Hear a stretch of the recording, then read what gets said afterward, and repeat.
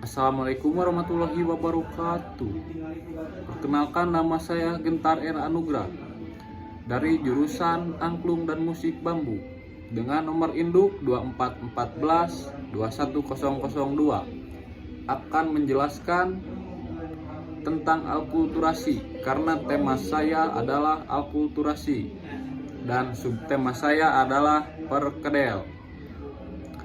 Pertama-tama, alkulturasi adalah proses sosial di mana dua atau lebih kelompok budaya yang saling berbeda berinteraksi dan saling mempengaruhi sehingga menghasilkan perpaduan elemen-elemen budaya tanpa menghilangkan identitas asli masing-masing kelompok. Proses ini memungkinkan elemen budaya asing diterima dan diolah ke dalam kebudayaan sendiri, menciptakan bentuk budaya baru yang unik dan dinamis. Lalu kita masuk ke dalam subtema alkulturasi perkedel. Perkedel adalah hidangan Indonesia yang diyakini berasal dari masakan Belanda bernama frikadelle. Frikadelle adalah bola daging cincang yang digoreng. Dalam perkedel, daging cincang diganti dengan kentang tumbuk sehingga menjadi hidangan yang lebih mudah diakses oleh masyarakat Indonesia. Perkedel merupakan salah satu contoh alkulturasi kuliner antara Indonesia dan Belanda. Masyarakat Indonesia kemudian mengadaptasi resep frikadel dengan menggantikan daging cincang dengan kentang tumbuk. Hal ini mungkin disebabkan karena daging lebih sulit dan mahal diperoleh oleh masyarakat Indonesia. Lalu kita masuk ke dalam bahan-bahan yang digunakan dalam membuat perkedel. Kentang. Kentang merupakan bahan utama perkedel yang dikenal karena teksturnya yang lembut setelah digoreng. Kentang juga memiliki sumber karbohidrat yang cukup tinggi. Variasi bahan selain kentang dan banyak variasi perkedel yang menggunakan bahan lain seperti jagung, tempe, tahu, singkong, atau bahkan ikan. Variasi ini dapat mempengaruhi rasa dan nilai gizi dari perkedel. Bumbu dan rempah-rempah. Biasanya perkedel dibumbui dengan bawang putih, bawang merah, merica, dan kadang-kadang juga daun seledri untuk memberikan aroma dan rasa yang khas. Kita masuk ke dalam proses pembuatan perkedel.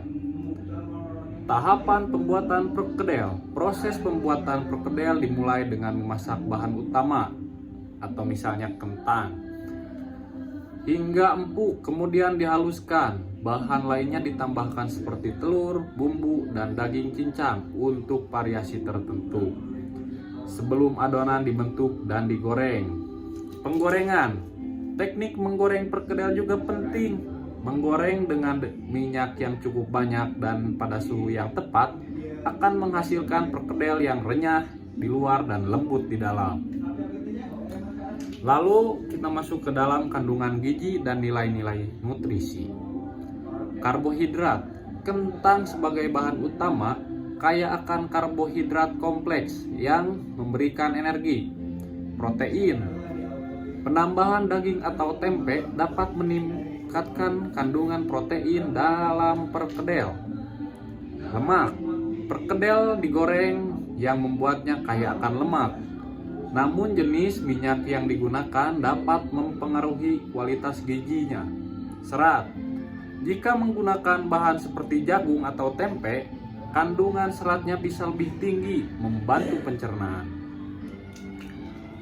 Lalu kita masuk ke aspek kesehatan dan diet.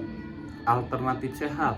Dengan mengganti bahan-bahan tertentu, perkedel bisa dibuat lebih sehat, misalnya mengganti kentang dengan ubi jalar atau mengurangi penggunaan minyak saat menggoreng untuk membuat perkedel lebih rendah kalori.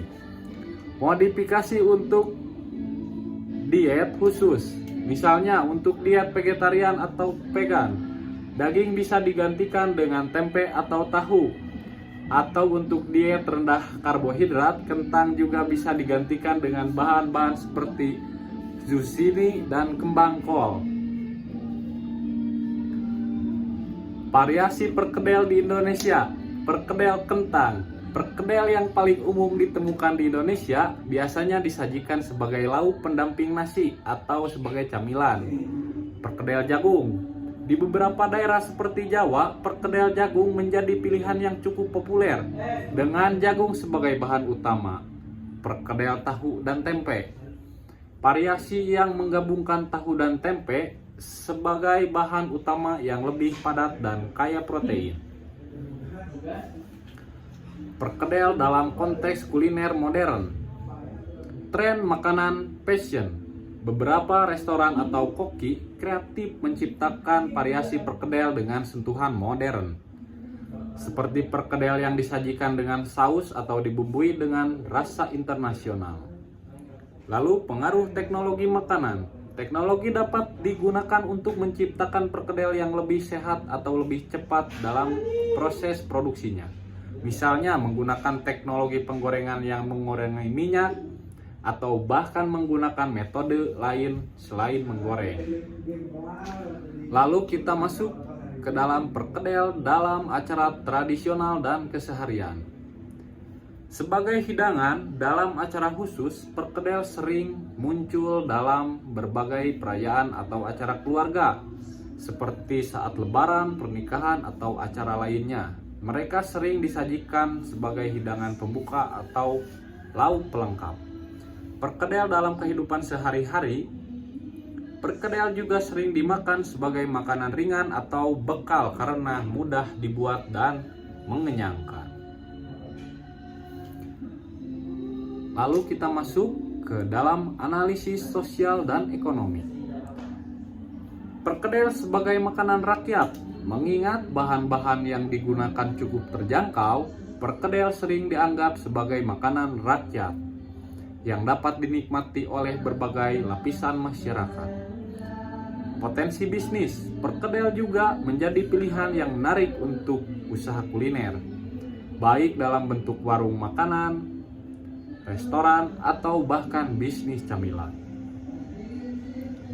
Dan yang terakhir, penelitian dan inovasi terkait perkedel.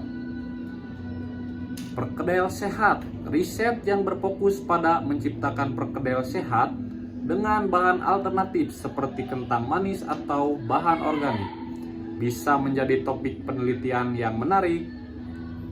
Lalu, pengembangan rasa. Inovasi dalam pengembangan rasa atau bahan tambahan, misalnya menggunakan bumbu khas tertentu, juga bisa menjadi arah riset baru. Terima kasih. Sekian saja penjelasan dari saya. Wassalamualaikum warahmatullahi wabarakatuh.